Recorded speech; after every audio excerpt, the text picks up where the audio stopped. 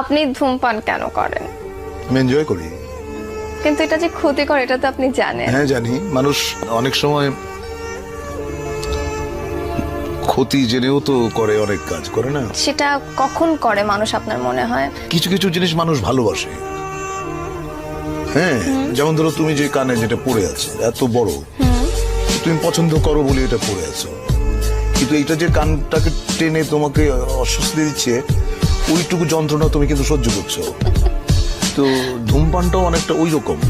আসলে আমি ধূমপান করি এবং যে জন্য আমি বলতে পারবো না যে ধূমপান আপনারা কেউ করবেন না, এটা আমি বলতে পারবো না। আমি যেদিন ধূমপান ছেড়ে দেবো সেদিন হয়তো সবাইকে বলবো যে ভাই ধূমপান করবেন না, এটা স্বাস্থ্যের জন্য, স্বাস্থ্যের পক্ষে ক্ষতিকর। আমি জেনে শুনে তারপরও কি আমি ওই ক্ষতি যেটা করছে আমাকে ধ্বংস করছে যে জিনিসটা ভেতরে ভেতরে, আমি তাও কন্টিনিউ করে যাব?